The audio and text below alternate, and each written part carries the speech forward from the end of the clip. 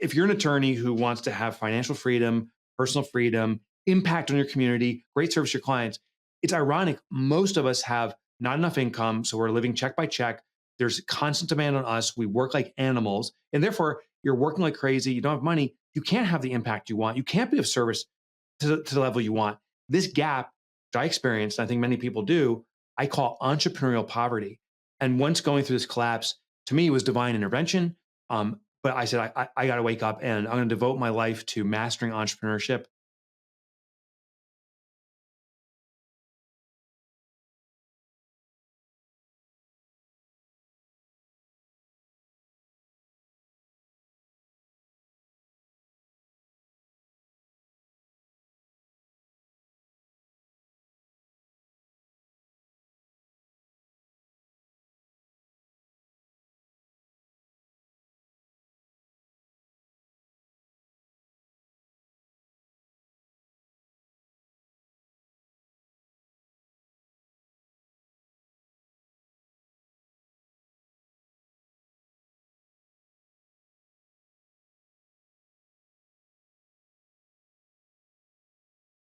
Hey, it's Steve Riley. Welcome to this episode of Great Practice, Great Life. And I'm here with Mike Michalowicz, who just crushed it at the summit.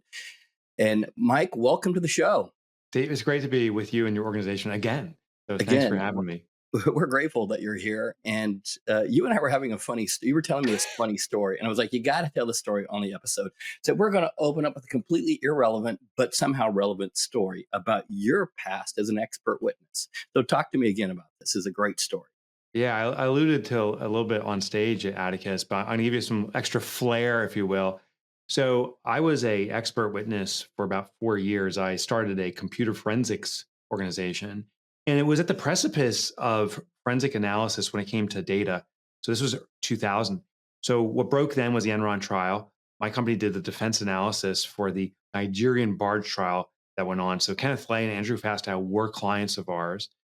What was funny is we found inculpatory evidence, stuff that the FBI and the ATF, those factions didn't discover.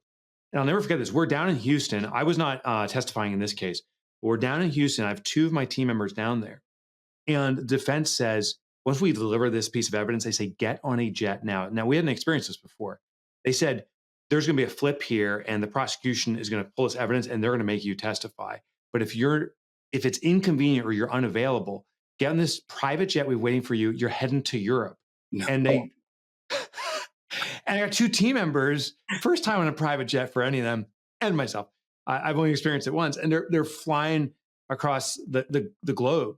And sure enough, this was the memo that revealed the nefarious behavior of these individuals. Wow.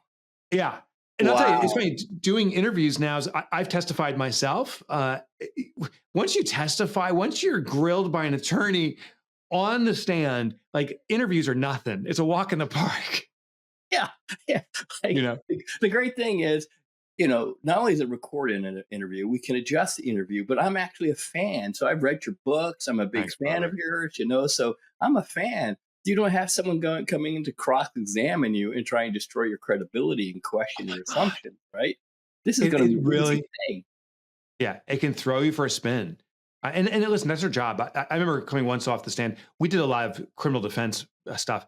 And I came off the stand, and we're now in the hallway, and the prosecution comes up to me. He's like, I'm sorry, it's just my job. And then walks away. I was like, my God. And I get it, but I don't get it. Yeah, I get it, but I don't get it.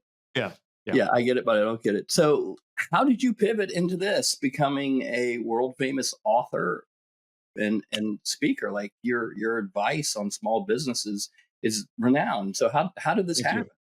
So that business was one of the companies I've owned, but over the years, I've owned multiple businesses. And while I've had some success of exits and so forth, I didn't really understand the fundamentals of business.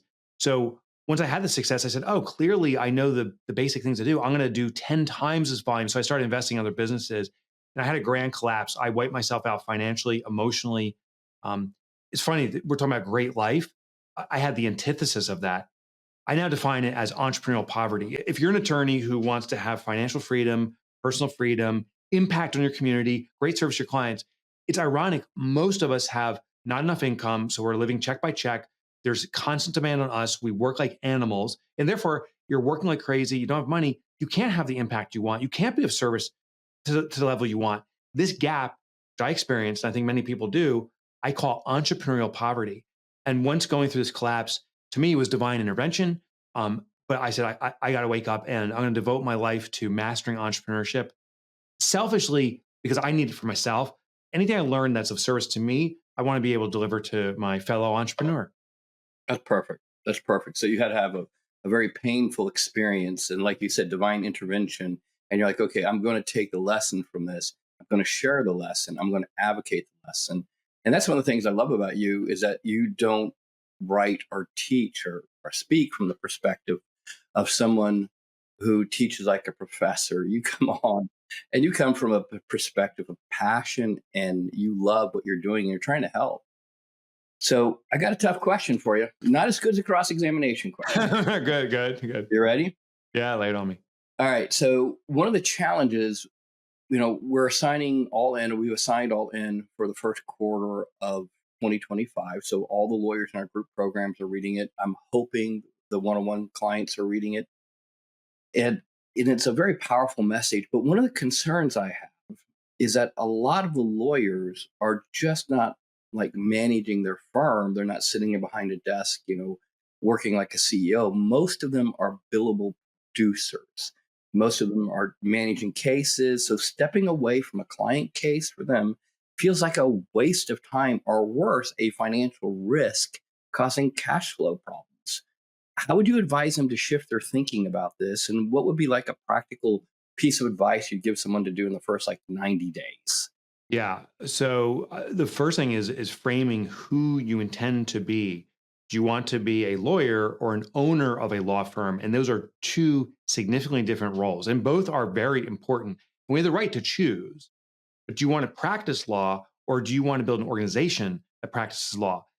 If you become an owner, your responsibility is to not do the job, but to create jobs. In fact, there was an interesting statistic that I read. It came out from some government census. 17% of the population ever attempts to start a business, including a law firm. 17%.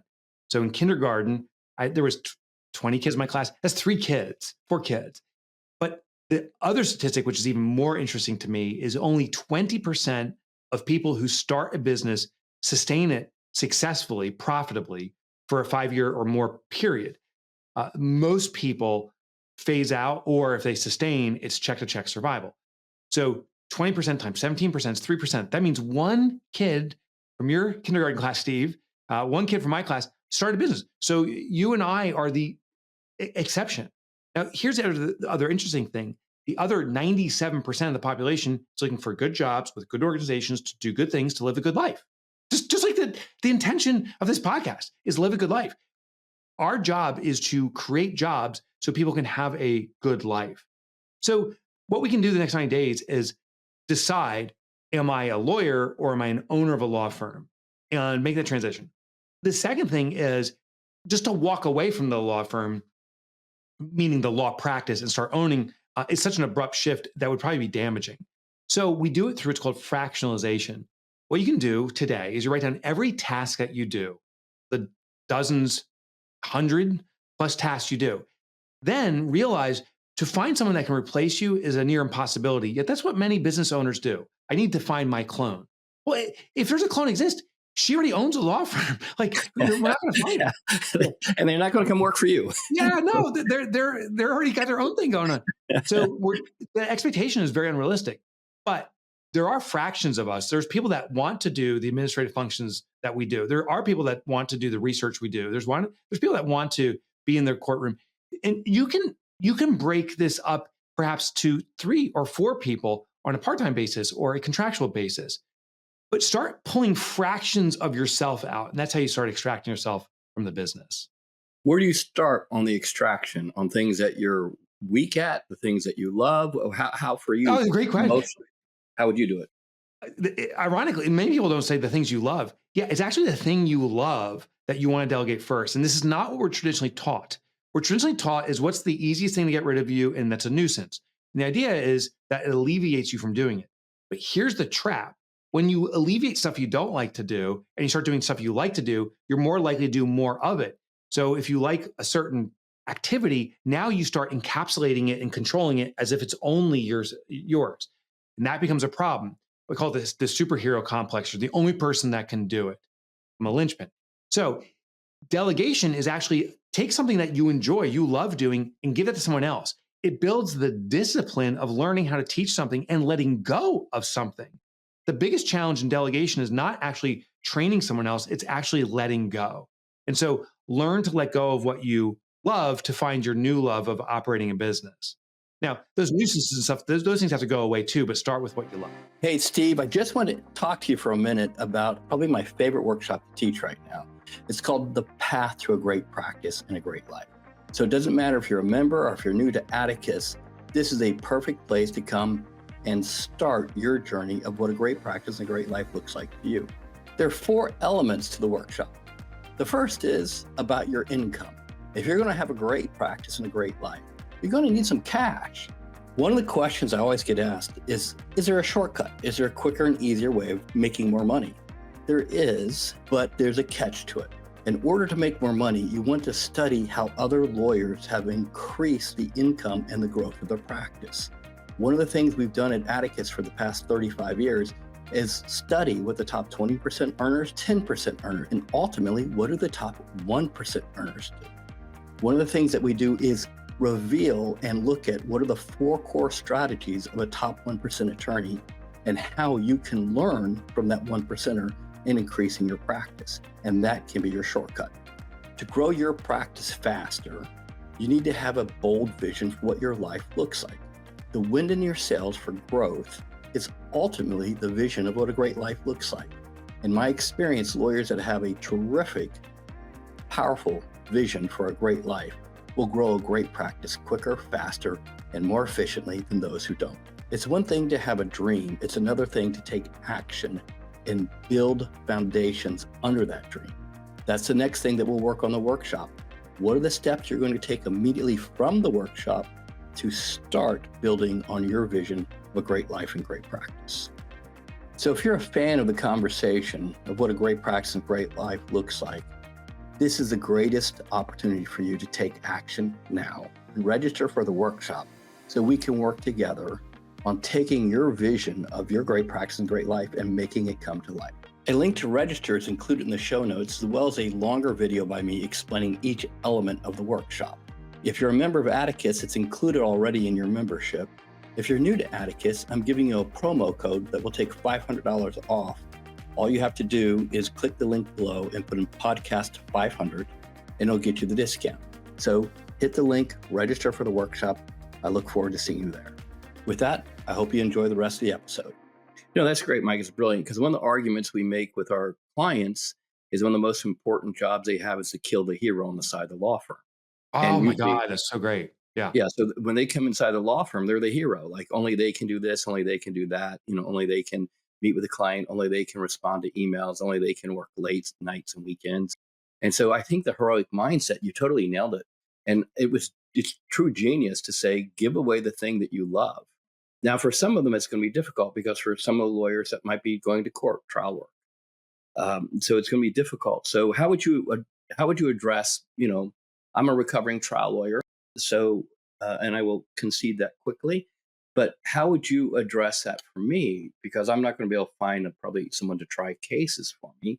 What would I peel away next? What would I love next? Yeah, so we have to look at all the elements that are necessary for trial law, the preparation, the displays and evidence procurement, all those different elements, and then say, what's one piece I enjoy doing, but I'm not necessary to do, and assign that out. The other interesting thing about the practice of delegation is starting off with small bits is the way to do it. When there's a full abatement of all the things I do and I just give it to someone else, I abandon everything. It's such an abrupt shift. It's like Superman saying, "Here, police force, just take care of this." They're not bulletproof. They're not at that level yet. They're going to get overwhelmed, and then Superman uses that as an affirmation, saying, "See, they need me." So, can we just give a little piece to them? So look at what you do holistically that you love, and break into the smallest pieces you can and start assigning out little pieces just to get that under your belt. I got it. So we start to take slivers of the things that we love and say, Slivers. okay, I need to develop the skill as a business owner. And this is one of the arguments I've had is that you have the legal skills and you have the business owner skills. And the business owner skills are where you drive revenue. And so those might be your time management, your marketing, but your management and leadership is a business skill. So the thing that you're making a really fantastic argument for is choose to be the business owner, choose to develop other people, choose to employ other people. And I think the blind spot, and I've done, I haven't really read the statistics, but I've kind of done a little bit of analysis. I don't recall the statistics completely. But, when I look at lawyers, I agree with you. The business owners are probably somewhere between 3 to 5% of the population, depending on how you organize, by employees, revenues, time in business. If you're a lawyer, running your own practice and you probably have more than 5 or 6 employees, you're kind of a freak inside the industry by itself. So you have to kind of break through the conversations of what are considered normal ways of practicing, normal ways of thinking, and focus on those business skills. So I think I'm very excited about this, Mike. I'm very excited about this conversation. Thank you. Yeah, so I'm very excited about it. One of the big challenges, both with our members, our clients, who I love, and their team, is embracing change. And it seems like there's an inherent resistance to change. So talk to me, if I'm a lawyer and I'm listening to this, how would you talk to me about change in my life as a business owner? And then talk to me about change, talking to my team and advocating kind of the all-in principles and how to slowly but consistently put in change there. Yeah, there's actually a term I found in the Webster Dictionary for people who are resistant to change. It's called being a human being. Like, that's called normal. That's normal. Yeah. So I think the first thing is just to accept who we are. Like that, like that is totally cool. I think the greatest principle we can use is a little, I want to say behavioral trick, but that's not the right word. Tendency, a behavioral tendency. And what the tendency is we comply with how we identify. So what's really interesting is the label we use for ourselves is what we become. And we've heard the classic example. If someone says, I'm horrible at math, you'll prove it by not practicing math. I stink at accounting, therefore you will avoid accounting. The reality is most lawyers that I know call themselves a lawyer, and that's the identity. And so what we have now is a picture of what a lawyer does. And well, he goes to the courtroom, she's doing the research, and trial. We have an identity. What I challenge people to do, and this is extremely hard, believe it or not, is simply change the label and no longer call yourself a lawyer. And I would suggest don't even call yourself an owner of a law firm because there's still a law in there. I would simply call myself a shareholder of a legal business or a shareholder of a law firm. Now, here's what's interesting. Someone listening in right now, Steve, you too, we own public stock. We trade in the market. You're a shareholder. I own some shares in Ford, like 100 shares. I don't get my dividend quarterly and say, oh my gosh, I don't deserve this. I need to go down a factory and earn it through my effort.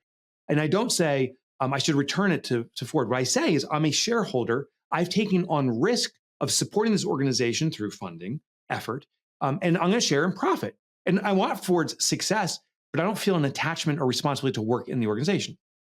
It's interesting about shareholders. If you call yourself a shareholder of a law firm, now the identity is, well, a shareholder isn't someone who puts effort into the organization through work. They're the ones who give strategic direction through ballots and in voting and so forth. We select the board of advisors or board of directors for Ford.